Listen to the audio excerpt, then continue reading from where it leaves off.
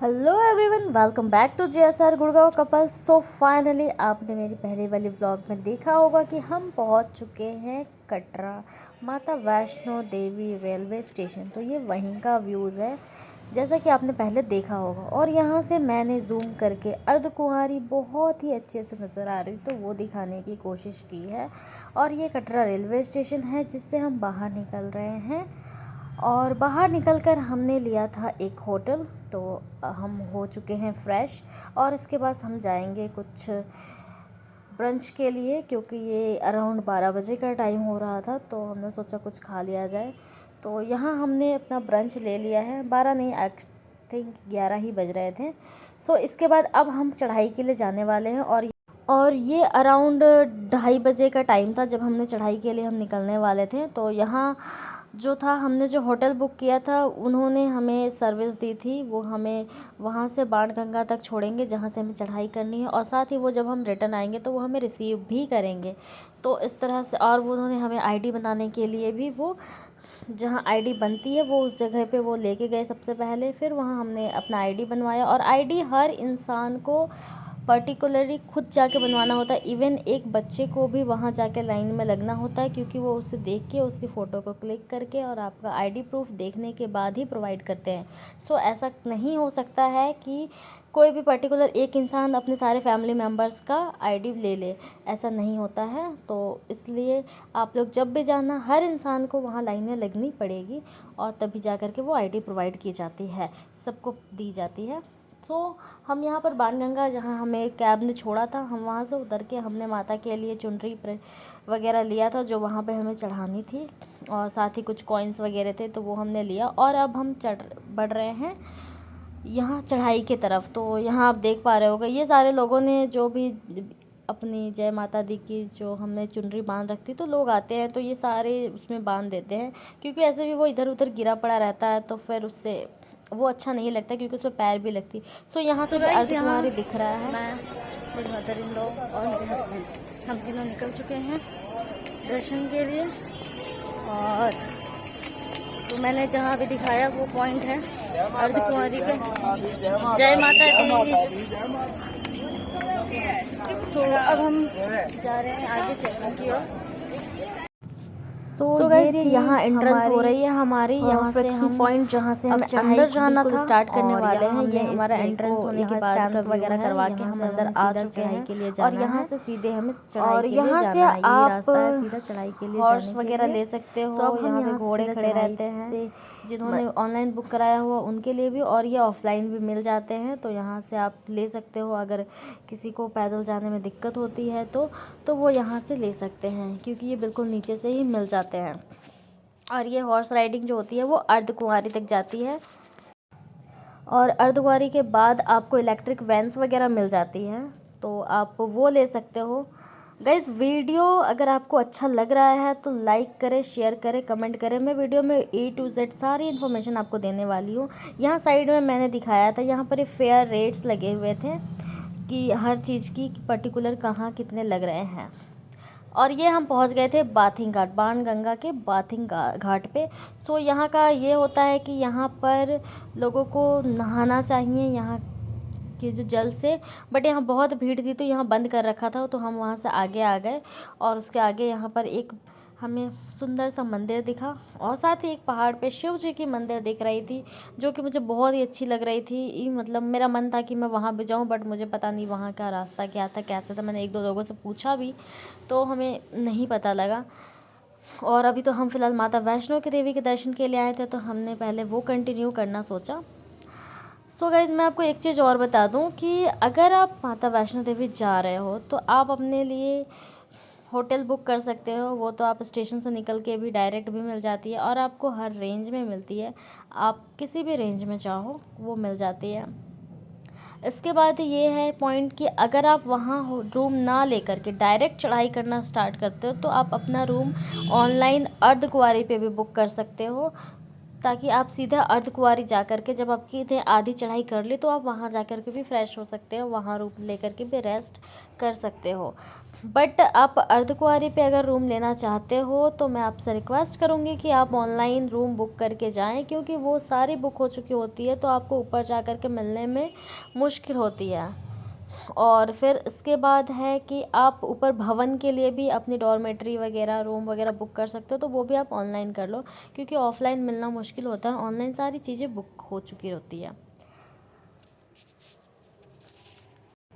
और जैसा कि आप देख पा रहे हैं, ये रास्ते का व्यू है। यहाँ पर पिट्ठू और पालकी दोनों ही अवेलेबल होती है। पिट्ठू जो होती है ये तो हमारे अर्धकुंवारी तक ही जाएगी, और पालकी जो होती है वो पूरा माता के भवन तक भी जाती है। तो आप जो भी चाहे वो आप ऑनलाइन बुक कर लेना। ऑफ़लाइन भी मिल जाती, बट ऑफ़लाइन मिलने में दिक्कत होती है। आपको पिट्ठू और पालकी दोनों ही ऑफ़लाइन भी मिल जाएगी, बट अगर आपको इलेक्ट्रिकल वैन चाहिए तो वो आपको ऑनलाइन ही मिलती है। सो इसे पहले ही बुक कर लेना। तो यहाँ हम चढ़ाई कर रहे थे, और ये आप देख पा रहे होगे यहाँ के व्यू। यहाँ पे चढ़ाई करना बहुत ही अच्छी हो चुकी थी, बहुत ही सुविधाजनक थी। हाँ, सारी चीज़ें आपको अवेलेबल थी। आपको जूस पीनी है, प्रसाद, इवन फ़ोटो क्लिक करवानी है, अच्छी अच्छी शॉपिंग करनी है, वहाँ से कुछ अच्छी चीज़ आपको किसी को भेंट करने के लिए देना है। मतलब यहाँ पे सारी शॉप्स थी, होटल्स थे, स्नैक्स था। मतलब आपको जो भी चीज़ें चाहिए वो सारी चीज़ की सुविधा रास्ते में है। बहुत अच्छे से पूरे रास्ते में आपको ये मिलने वाली है। हाँ, अर्धकुंवारी के बाद आप जो रास्ते में जाओगे तो वहाँ पे आपको ये सारी शॉप्स नहीं मिलेगी। ये सारी शॉप्स अर्धकुंवारी तक ही होती है, तो उसके बाद ये शॉप्स नहीं होती है। उसके बाद वहाँ पर मिल जाती है, ब्रिवरेज मिलती है, नो डाउट वो ब्रिवरेज मिलती रहती है रास्ते रास्ते में। हर मोड़ पे ब्रिवरेज रहती है, तो वहाँ पे भी आप आसानी से चढ़ सकते हो। आपको बहुत ज़्यादा दिक्कत नहीं होने वाली है। सो गाइस, यहाँ एक चीज़ और भी बहुत ही अच्छा लग रहा था कि आपको पता है यहाँ के बीच के शॉप में गोलगप्पे भी अवेलेबल थे। मतलब ये रास्ता इतना सुविधाजनक हो चुका था कि आपको यहाँ गोलगप्पे भी मिल रहे थे, जो कि हर लड़की का फेवरेट होता है। अब बोलो, कैसा लग रहा है अभी? हेलो गाइस, बहुत थकान लग रही है तो हम बीच बीच में वेट कर लेते हैं थोड़ा बहुत। तो हमने वेट करते करते हम काफ़ी सामने पहुँच चुके हैं। ये है ना, ये नहीं। तो हम आई थिंक 4 किलोमीटर अराउंड हमने अभी तक चढ़ाई की है, और अभी काफ़ी दूर है। टोटल आई डोंट नो, कोई कह रहे हैं कि 12 किलोमीटर है, कोई कह रहे हैं 16 है। तो लेट्स सी 12 हो या 16, हम तो जाएंगे ही। सो जय माता दी गाइस, ये आप देखो यहाँ पर हमने 4 to 5 किलोमीटर की ही चढ़ाई की थी, और ये ऊपर से जो व्यू आ रहा, इतना मस्त व्यू आ रहा था, नीचे की सारी चीज़ें दिख रही थी। सो बहुत ही अच्छा लग रहा था। और इस वक्त तक हम काफ़ी थक चुके थे, तो हम थोड़ा सा रेस्ट ले कर के चढ़ रहे थे। और यहाँ पे रास्ते बने थे, और भी बच्चों के लिए भी फ्रूट्स वगैरह सारी चीज़ें अवेलेबल होती है। आप अपने बच्चों के लिए भी यहाँ पर ये व्हील्स ले सकते हो। और इसमें एक चीज़ बहुत अच्छा होता है, आप ये व्हील्स या तो खुद लेके जाओ, या तो फिर आप किसी पर्सन को ले लो जो आपके बच्चे को वहाँ पर छोड़े। बट ये किसी पर्सन को लेना ज़्यादा अच्छा होता है, क्योंकि आप उनके व्हील्स को फिर रिटर्न कैसे करोगे, क्योंकि आप आगे जाके भवन के लिए लाइन में लग जाओ वगैरह, तो फिर आपको रिटर्न करने में दिक्कत होगी। तो अगर कोई आपके बच्चे को वहाँ तक लेके जाएगा तो वो अपना व्हील्स की ज़िम्मेदारी उनकी हो जाएगी। अदरवाइज़ आपको उसके लिए, अगर आप सही टाइम पे ना दो तो फ़ाइन देना पड़ सकता है। हाँ, और यहाँ हमने आधा कवर कर लिया है। तो ये हमारे 2 रास्ता दिख रही है, एक तो भवन टू हिमकोटी मार्ग, और यहाँ पर भवन टू हाथी माता मार्ग। तो यहाँ से जो ये हिमकोटी मार्ग दिख रही है ना, मैं यहाँ से आपको दिखाना चाह रही हूँ कि यहाँ से आपको इलेक्ट्रिकल वैन्स मिलनी शुरू हो जाती है। ये मैं आपको आगे दिखा देती हूँ। सारे लोग इतने थक चुके होते हैं ना यहाँ तक आते हुए, कि सारे रेस्ट करते रहते हैं। तो यहाँ पर होता है इनका ऑनलाइन और ऑफ़लाइन दोनों ही होती है। तो ऑनलाइन अगर आपने बुक किया है तो आपकी जब भी सीरीज़ आती है, टाइम आता है, तो वो आपको ले लेती हैं। अदरवाइज़ यहाँ ऑफ़लाइन भी लाइन लगी होती है। सो हम यहाँ पर हमने लिया है वे टू अर्धकुंवारी। अभी हम अर्धकुंवारी जा रहे हैं, हम दूसरे रास्ते से जाएंगे। तो फिर हमने ये अर्धकुंवारी के लिए चढ़ाई की, और ये ऊपर जो आपको दिख रहा होगा, ये सारे जो लाइटें दिख रही, वो मार्ग है भवन तक जाने की, जिस पर लाइटें लगी है, तो वो दूर से दिख रही है। तो यहाँ तक आते हुए हम काफ़ी थक चुके हैं।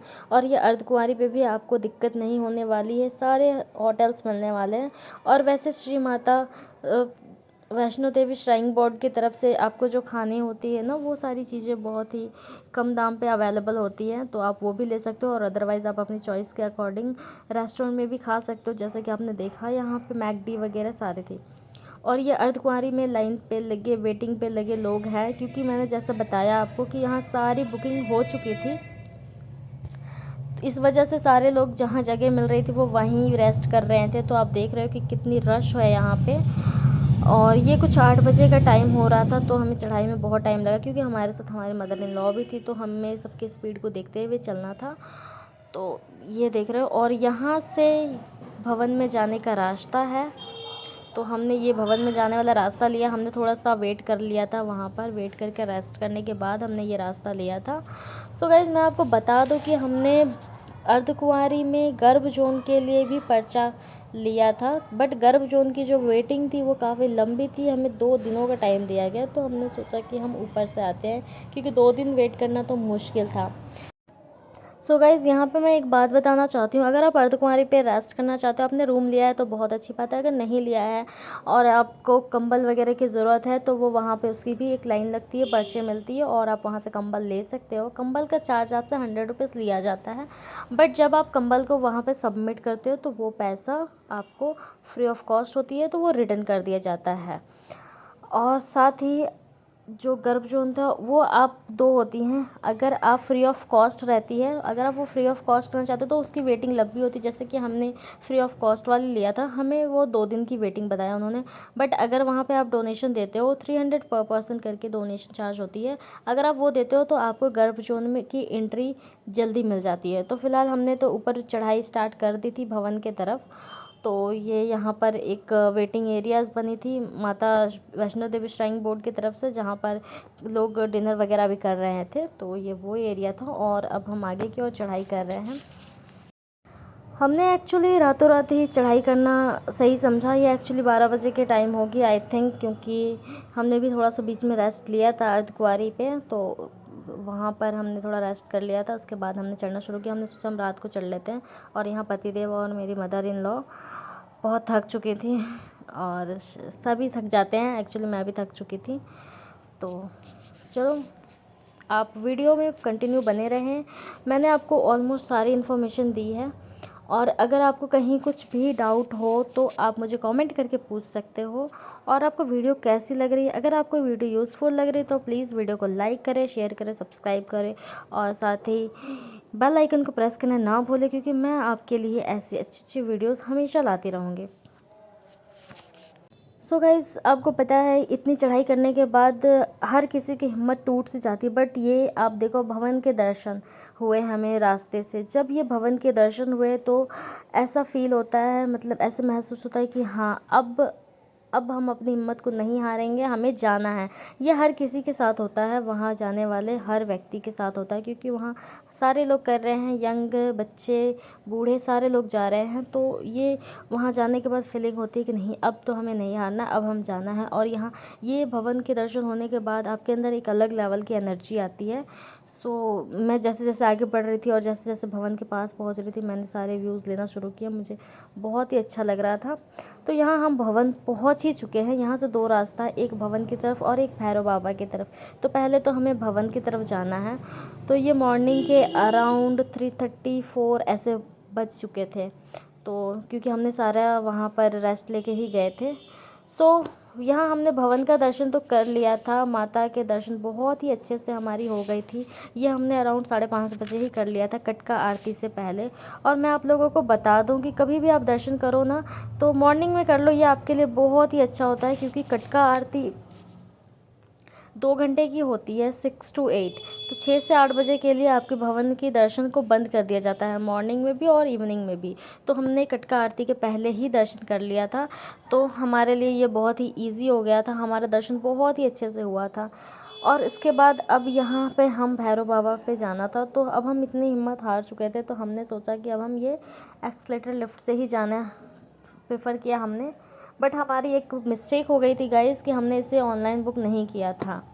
सो यहाँ जा कर के हमें मेहनत करनी पड़ी। हमने काफ़ी लंबी लाइन में लग कर के अपना टिकट बुक किया था और उसके बाद हम इससे भैरव बाबा के पास पहुँचे।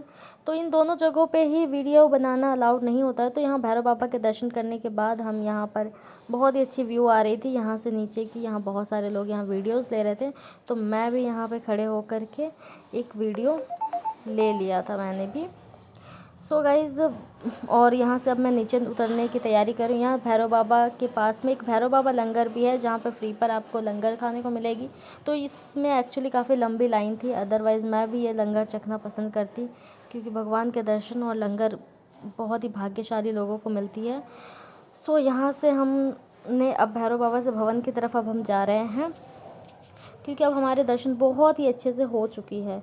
सो होप्स कि आपको ये वीडियो यूज़फुल लगी हो। यहाँ से अब हम भवन की तरफ जाने के लिए रास्ता ले चुके थे।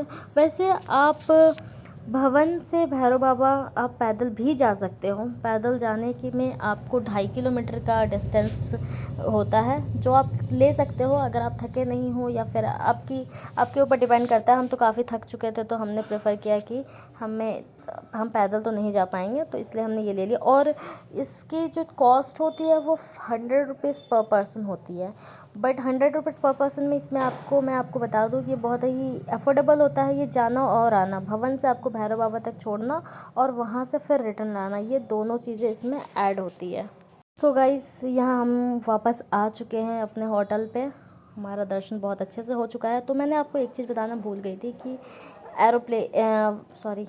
हेलीकॉप्टर की भी सुविधा है। तो जो लोग अफोर्ड कर पाते हैं हेलीकॉप्टर को, और जो लोग बिल्कुल चल नहीं पाते, वो अपने सुविधा के अनुसार हेलीकॉप्टर भी ले सकते हैं माता के दर्शन के लिए। तो यहाँ हम पहुँचने के बाद फ्रेश होकर के हम निकल चुके थे बाहर ब्रेकफास्ट करने के लिए, क्योंकि हम रात को पहुँचे थे। रात की वीडियो मैंने नहीं ली थी, क्योंकि अब हम अपने जाने वाले हैं घर की ओर। तो यहाँ हम पहुँच चुके हैं स्टेशन पे, और ये जो आपको हेलीकॉप्टर दिख रही है, ये माता वैष्णो देवी के दर्शन कराने वाली ही हेलीकॉप्टर से होती है, जो यहाँ पे दिखती है। तो ये है माता वैष्णो देवी कटरा रेलवे स्टेशन, और अब हम चलते हैं अपने घर की तरफ। होप्स आप लोगों ने वीडियो में बहुत इन्जॉय किया होगा। और यहाँ से लास्ट बार मैं फिर से दिखा दूँ कि अर्धकुंवारी बहुत ही अच्छे से दिख जाती है। माता का भवन नहीं दिखता है अच्छे से, बट अर्धकुंवारी और वो रास्ता बहुत ही अच्छे से दिख जाता है। और मैं बहुत ही धन्यवाद करना चाहूँगी कि माता ने मुझे इतना अच्छा सौभाग्य दिया कि हम वहाँ उनकी दर्शन कर पाए हैं। सो बहुत ही अच्छा फीलिंग था ये, और बहुत ही अच्छा लग रहा था। और यहाँ हम स्टेशन पे, क्योंकि हमारी ट्रेन अभी लेट थी, हमारी वेटिंग चल रही थी, तो यहाँ पे हम स्टेशन पे थे। सो यहाँ स्टेशन पे आप देख सकते हो।